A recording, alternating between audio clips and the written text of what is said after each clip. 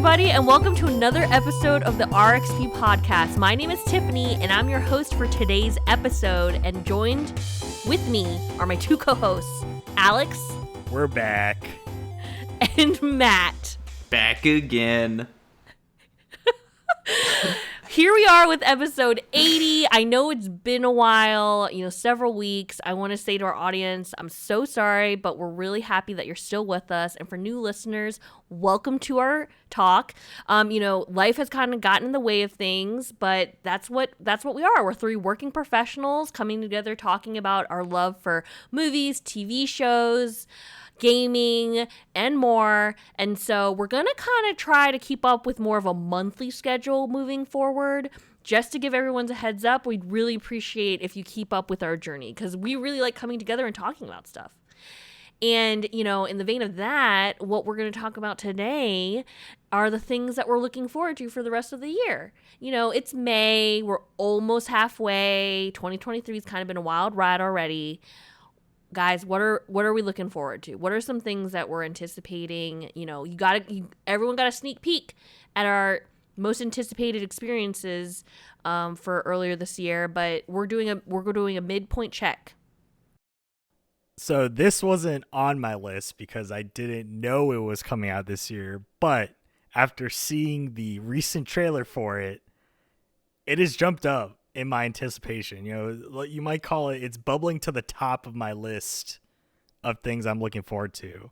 And okay, in this segment, bubble or trouble. Let's talk about it. Yeah, bubble or trouble. And what's surprising to you two, I'm pretty sure you guys are not expecting this answer, and that is the Gran Turismo movie. Oh my nice. gosh. With David Harbour and Orlando Bloom. Mm-hmm. And some other actor I don't know who's playing the real main character of the movie. But regardless, coming off of having seen Uncharted last year, right, with Tom Holland and Mark Wahlberg, good old Mark Wahlberg, owner of Wahlburgers, a famous burger chain restaurant.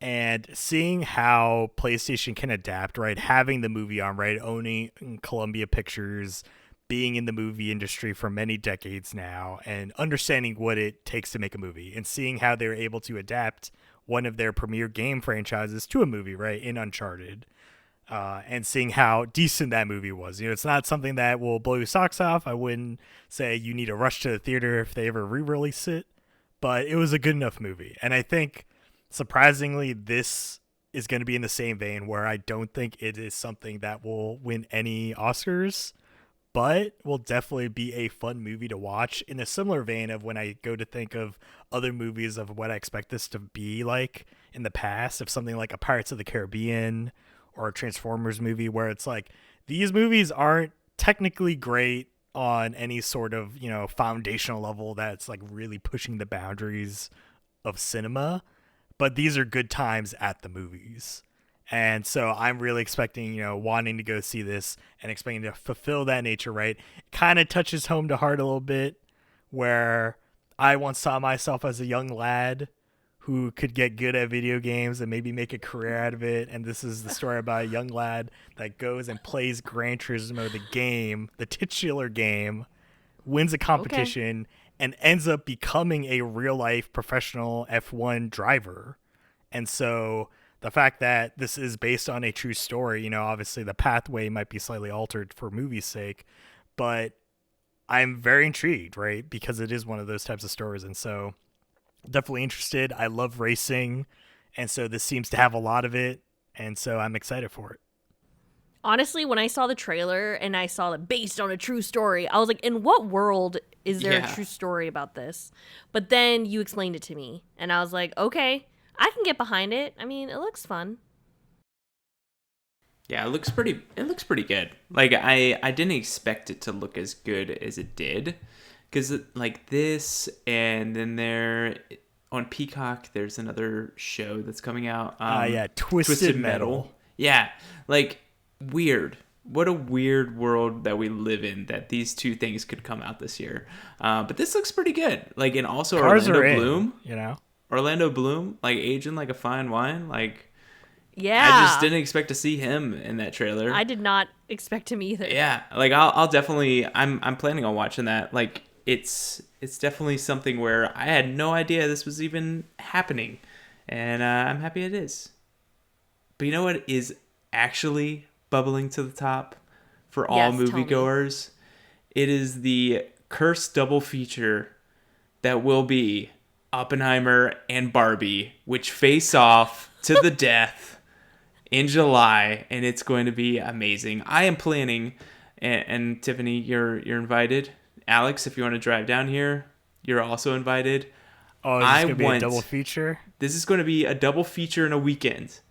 So one night, we go in and we watch, I'm thinking Oppenheimer first.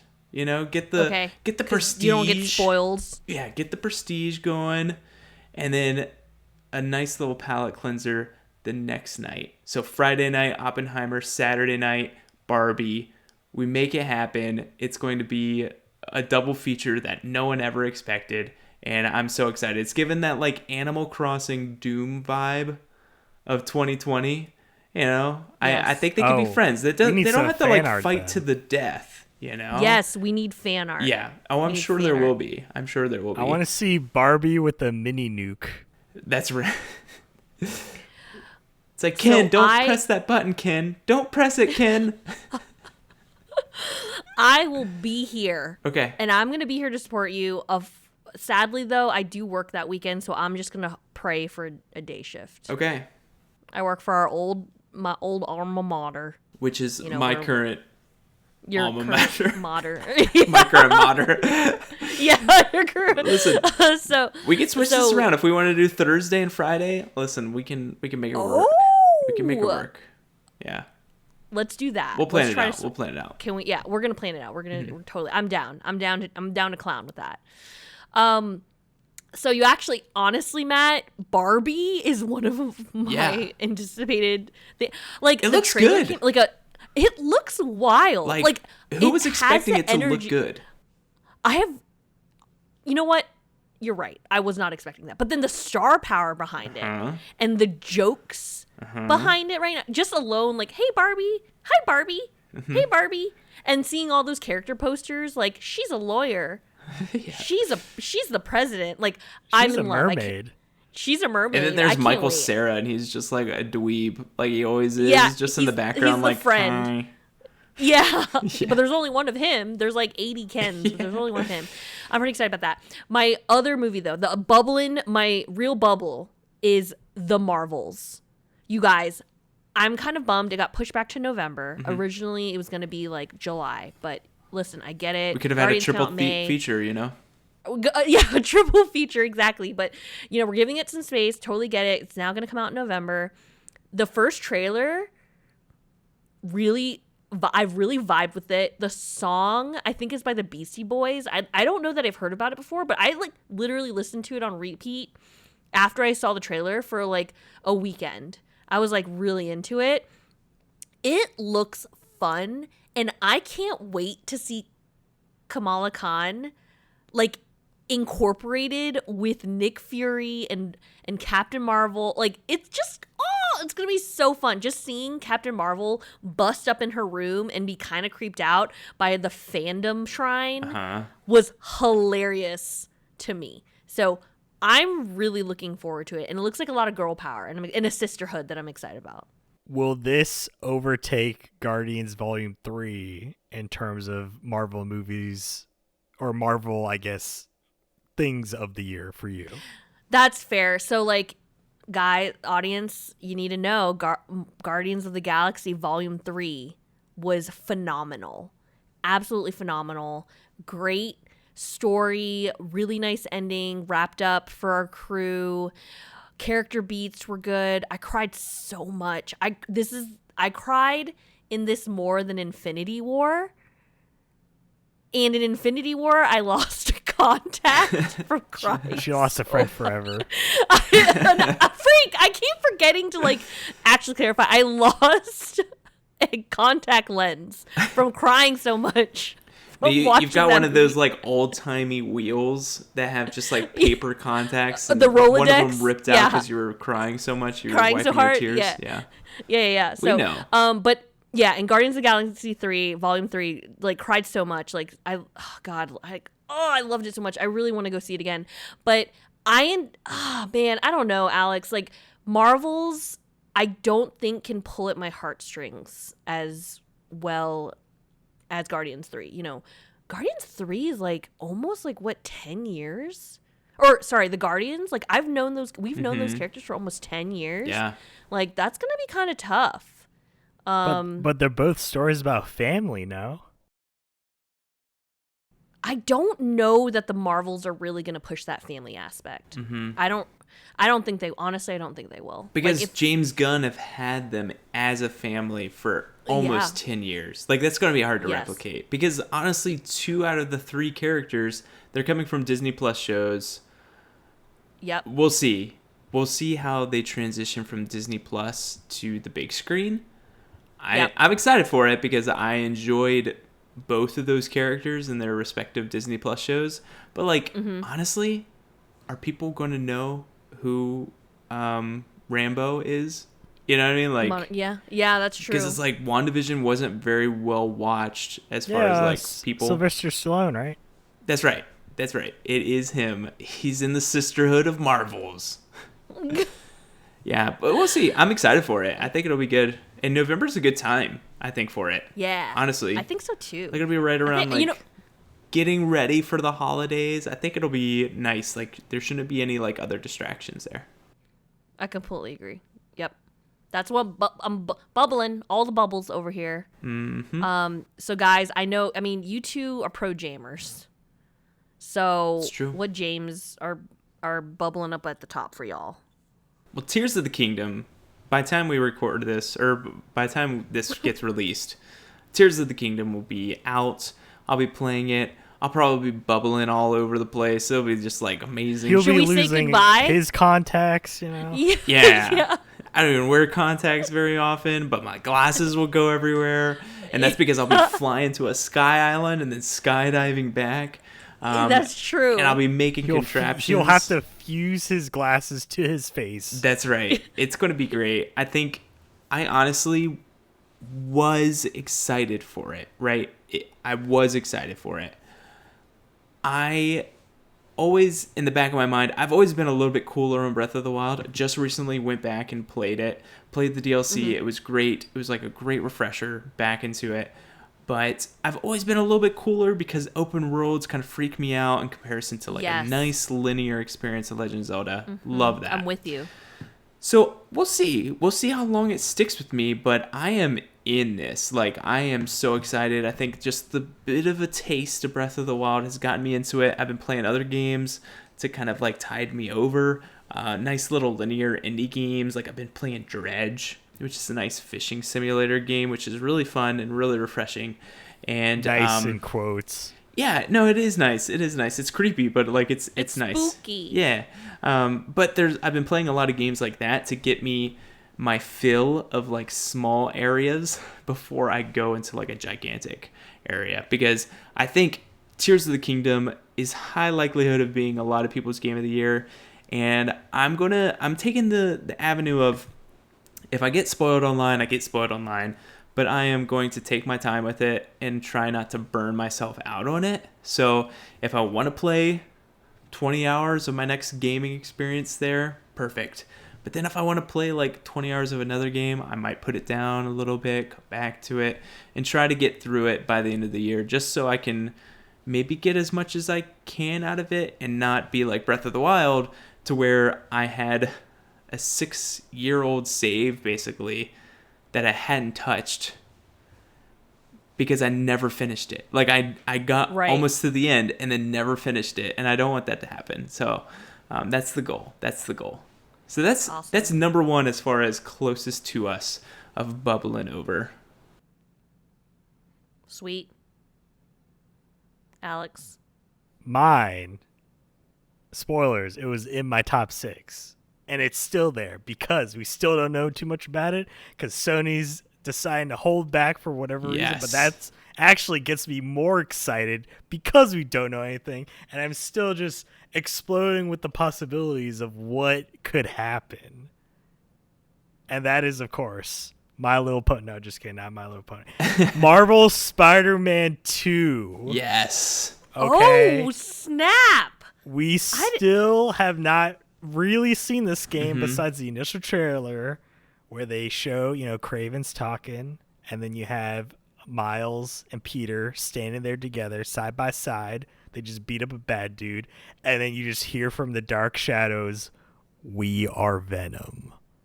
And the fact that that's all we have to go off of for this game is still surprising due to the fact that it's rumored to be releasing within the next half year or so, right? By November, by the time the Marvels comes out, we could have already played Marvel Spider-Man 2. Who knows? That's Cannot true. wait. That's true. And I think it is the fact that there's so many possibilities. It just keeps me so hyped about it because honestly, it's that thing where I'm in that weird spot of, I know I'm going to play this game.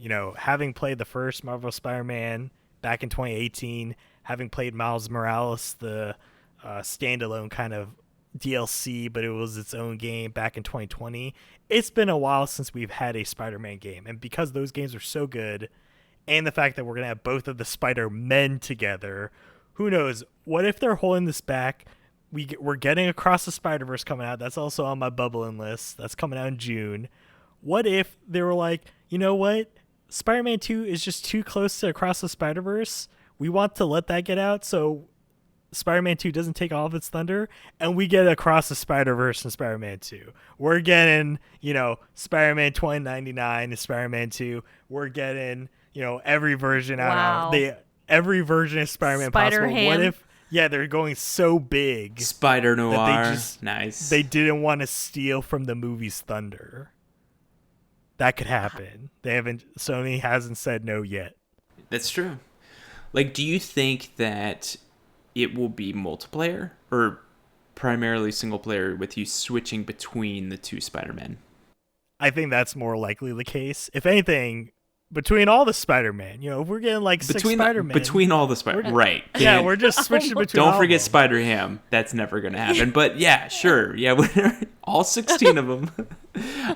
Yeah, I'm definitely excited. I think it will be more so that than co-op, even though I think it would be fun in a co-op game or as a co-op game, right? Because you could all be different Spider-Man in case, Spider-Ham, beyond Miles and yeah. Peter, Spider-Ham. But at the same time, I'm like, well, this game is coming relatively quickly after the first game, first mainline game.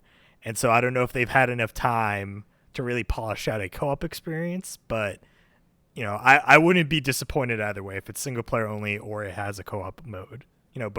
Both would be great. I hope Yeah, you're both right. of you- Because Yeah. I love a good co-op.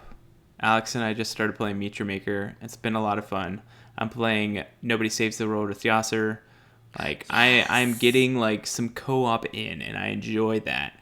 But Marvel Spider-Man, I kind of just want it to be single player. You know what I mean? I just want to live Yeah. in that world. Because honestly, if I'm looking at my PS5 and what I've enjoyed most out of my PS5, I kind of put them together because I played them back to back. Spider-Man is close to the top of the list, if not top of the list. And that's over some of the other big titles like God of War. I just have a very emotional response to Spider-Man because Spider-Man 2 on the GameCube is one of my top 5 games of all time because I just loved that game. Played the heck out of it. Now looking at it now, I was like, man, this looks like crap. But in my mind, it looks like Marvel Spider-Man. It's crazy how my memory is basically I've been playing the same game since I was a kid, and it's amazing. And I just can't wait. And I hope they bring a lot of really cool villains. I'm really hoping for the next step, the Arkham Asylum to Arkham City jump, as far as storylines and how many different characters. And I really want them to get into the weeds of the comics of here's some really obscure things that I've never seen the big screen, but maybe you know a little bit about this person. Now you get to know about them and just get to show off his world. And I'm just stoked for that. That's going to be awesome. I'm pretty excited about that too. But I mean, like, I don't want to be the negative Nancy of the group, but I might kind of shift us over to the trouble part. So Uh-oh. Alex was like, let's do a segment called Bubble or Trouble, what we're super bubbly or excited about for the rest of the year, or Trouble, things that maybe we're cooling off on, maybe we've lost a little bit of anticipation. We try to be a positive crew, and I'm all about it, but my overall vibe, my troubles that I personally have been having, I'm just so backlogged with my games for this year that I can't even get excited right now for new games. Like that's kind of where I'm at right now. You know, a lot of things going on in professional life, and you know, Marvel Snap consumed me to the point where I've not finished Fire Emblem Engage. Oh I've yeah, not that did come out finished- this year. I've yeah. not finished Hogwarts Legacy. Like, Oh yeah, that also came out this year. literally, both of you have finished Hogwarts Legacy, and I have not, and I'm the only one that bought the deluxe edition, which allowed me to play 3 days early. Oof. So a lot of anxiety here right now for me. I almost wasn't gonna buy Tears of the Kingdom on release. But Best Buy emailed me a $5 coupon, and I was like, okay. You're like, listen, $5, I'm in, because that's Yeah, the I'm like, biggest. Got her back. That's the Yeah, I was biggest like, you're gonna- discount a Nintendo game will get all year. $5. Let's go. Exactly. I was like, taxes paid for. Okay, let's do it. Let's get it. I'm gonna show up Friday. I'm gonna drive up and buy myself a copy. But anyway, so yeah, which will probably take me a very long time to finish. So yeah, that's kind of where I'm at. I'm a troubled little girl tonight. I'm sorry to admit it, but I'm glad to have your support in this. Yeah, no, like I feel the backlog for sure. Like there's so many games that have come out.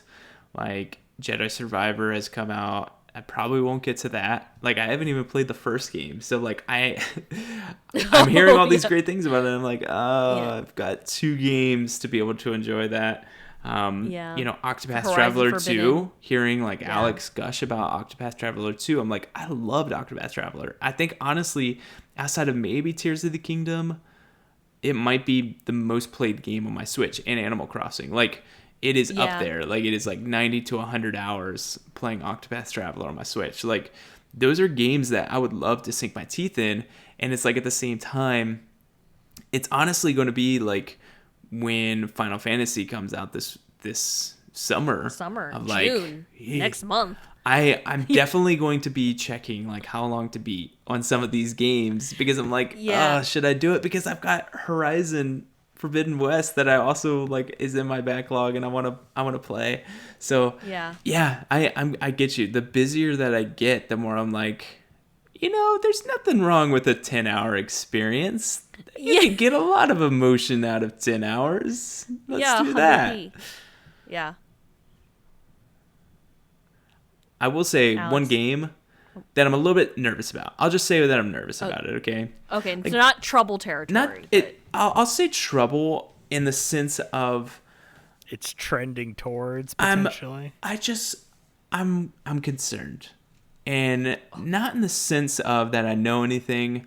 It's just in the sense of I don't want to be disappointed. And that's a game that I really am looking forward to, which is Starfield. It comes out. Ooh. It's been delayed. I am very nervous because I'm a big Bethesda guy. I love Bethesda. Bethesda has been some of my favorite stories have come from Bethesda. This is a new IP for them. It's not Skyrim. It's not Elder Scrolls. It's not Fallout. It's something a little bit different. It looks very, very, very intimidating as far as thousands of planets. It's like taking the No Man's Sky approach. It just looks like they are biting off a lot. And I really hope that they're able to chew. I really hope they don't choke on it. I think I'm most nervous about this because Redfall released just this past week or 2 weeks ago or what have you. And I guess it was just rough. last week. Yeah, really rough. Really, really rough. Like I've never seen so many, I would say Bethesda, you know, like Bethesda Softworks as a whole, if we're going to be talking about Arcane, you know, they're like a double A, like a very prestige double A team. And for a double A team to get so many 4s and 5s and 6s from like all these big news sites, I'm like, yeesh, this looks awful. And just like seeing all the bugs, I'm like, man, I just hope that people don't feel pressured to just publish crap. And so I'm a little bit concerned. But maybe this is a good call for them to be like checking in on all their studios. Like, okay, so let me tell me about Starfield. Like, please tell me it's ready to go. And if not, we are not doing this again. Like, we are not letting this die off like Redfall. Fly. Yep. I hear you. I feel like if it comes out, I think that does guarantee that it's at least runnable. You know what I mean? Like, I don't think that they're going to do this again. Like, I don't think it's going to get like 5s and 6s. I think I'm hoping for some 8s and 9s. I'll say that. Okay. And we're here to support you through that when that happens. Alex, any troubles? Yeah, I mean, it's more so troubling because of also recent news similar to Matt's situation with, Bethesda, or I guess in particular Arcane and Redfall and how that's performed coming out of the gate. And my similar feelings are Sony and PSVR 2. Coming off of, PSVR 1, I was an adopter, not an early adopter, but I did buy a headset. Love the games I played on, shout out to stuff like Beat Saber. That's on basically every VR headset out there. If you own VR, get Beat Saber. Hell because yeah. that is a must play. Yes. But unlike PSVR, PSVR 2 has come out to a very slow start. It still doesn't have Beat Saber available on it. Even though the studio did say they will eventually port it to VR 2, it's not currently available. And the games that came out with the launch of it seemed very middling, the best being, I guess, Call of the Mountain, the Horizon spinoff. But from what I saw, a lot of people kind of just had the opinion it was a, I guess, bow and arrow simulator. It was just kind of a lot of shooting and a lot of anything else, a lot of climbing. Basically, it's climbing and then shooting a bow. So while, my kind of initial expectations before it came out was, could this be PSVR 2's Half-Life Alyx? Like, could this be the killer app that, Valve had with the Index when they released Alyx to be like, hey, we have a platform and here's a game that shows the platform at its full potential, right? Like, this is taking advantage of saying we can give you a memorable experience that's only available in VR because of how we made this game. And it seemed like Call of the Mountain did not hit that high. And as of right now, they are really quiet on games coming out for it that could hit that high. There are games announced, future PSVR 2 games, but nothing that really seems to come close, and especially nothing coming in the near future. And so definitely for the rest of this year, I thought, I'm not an early adopter PSVR 2, but if something came out later this year, could potentially convince me to pick one up, right? Because I'm like, I'm not a VR naysayer. I know I get motion sick. There are a few games I know I can't play in VR, but a lot of stuff like Beat Saber I can play, and so I'm hoping for similar experiences to that, but it's still a wait and see moment where Sony has to prove it to me to be like, hey, we can give you fun, worthwhile experiences that's going to cost you basically, double, right, the total package, right? The console itself costs $500 for a PS5 disc edition, and then the VR unit itself costs $550. So you're looking over $1,000 total. And that's not, and that's minus the games. Like, you still have to pay another $50, $60, $70 for these games. So they really have to show we're going to bring the games to make you want to spend that money. Otherwise, this could be something where I enjoyed PSVR, but maybe that was just a fleeting moment. Yep. Yeah, that's fair. I mean, if they don't have Beat Saber, they're not going to get Tiffany. That's all I have to say. But oh my gosh, Well, thanks for chatting with me. Let's see if these, our anticipations or things that we're bubbling over kind of meet it. We'll follow back up with you guys. Again, we're going to move towards like a monthly release schedule. We're going to do our best to keep up with that. But we'll definitely let you know if we can't. And thanks for listening. Please like and subscribe and leave a comment down below what you're anticipating for the rest of the year, what you're excited about, what all that jazz. We'd love to hear it, so thanks so much and have a good day. Bye! Shout out to Grandmaster Doug for the music.